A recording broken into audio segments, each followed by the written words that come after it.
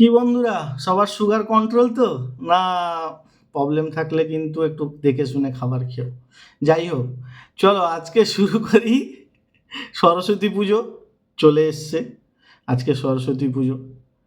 দেবী আমাদের সরস্বতী দেবী, যাকে বিদ্যার দেবী বলে আমরা মানি, যারা পড়াশুনো আমরা করি, তারা কোনো দিন ডাকি না ডাকি সরস্বতী পুজোর দিন আর পরীক্ষা দিতে যাওয়া রেজাল্ট বাড়ানোর দিন অবশ্যই ডাকি। হে সরস্বতী দেবী, আমাকে রক্ষা করো। পড়াশোনা তো ঢাকে তুলে দেয়, যাই হোক, কিন্তু প্রবলেম সেটা নয়। প্রবলেম যেটা সেটা বলি, নর্মাল স্কুলের পড়াশোনায় সরস্বতী পুজো হলো পুজোর দিন চান করে ভালো করে সেজে গুজে গিয়ে পুষ্পাঞ্জলি দেওয়া, সঙ্গে কারোর সঙ্গে ঘোরা। কে কার সঙ্গে ঘুরছে সেটা নিয়ে বড় কথা নয়, কিন্তু যেটা বড় কথা, আমাদের পুজো কেমন চলতো না। আমাদের গ্রামের দিকে যে পুজোটা হতো সেটার পুজো এরকম নয়। মানে সরস্বতী ঠাকুর নিজে থেকে আসবে না, তার জন্য আমাদের কষ্ট করতে হবে। কী কষ্ট করতে হবে না, সারা রাত জুড়ে প্যান্ডেল করতে হবে, ঠাকুরটা আনতে হবে, সঙ্গে যেটা কম্পালসারি ব্যাপার সেটা হলো ফুল চুরি করতে যেতে হবে। হ্যাঁ, এই গ্রামে গ্রামে লোকের ঘরে ফুল চুরি করতে যাওয়া, এটা হলো আমাদের পুজোর সবথেকে বড় একটা বৈশিষ্ট্য।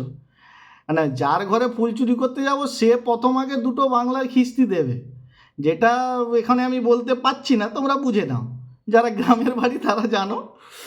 যার ঘরে ফুল আছে সে আজকের রাত আর কালকে বাবা, ওদের যা টেনশন, ওরে বাবা, ঘুম ধরবে না ওদের টেনশনে।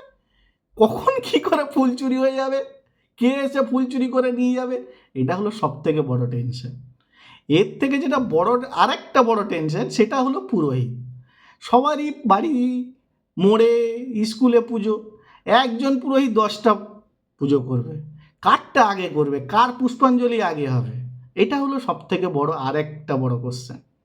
তার থেকে আরও একটা বড় কোশ্চেন হলো গ্রামের দিকে, যেটা এদিকে আমি দেখতে পাচ্ছি না বা জানি না, হয়তো শহরে আমি দেখিনি।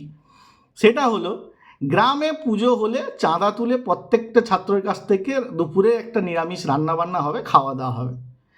আর আমাদের টার্গেট হলো যে কটা স্কুলে গিয়ে খাবো, কে কটা স্কুলে খেতে পারে, পেটে ধরুক বা না ধরুক, স্কুলে যেতে হবে। এই স্কুল ওই স্কুল সেই স্কুল গিয়ে খেতে হবে। মদ্দা কথা হলো, সন্ধ্যার সময় এসে খবর দিতে হবে যে আমি ওই ওই স্কুলে খেয়ে এসেছি। এটা হলো সবথেকে বড় আনন্দের ব্যাপার আমাদের সরস্বতী পুজো। তোমাদের সরস্বতী পুজো কেমন করে কাটে বা কাটিয়েছো বাচ্চা বয়সে বা পড়ার লাইফে, সেটা শেয়ার করো, কমেন্টে বলো।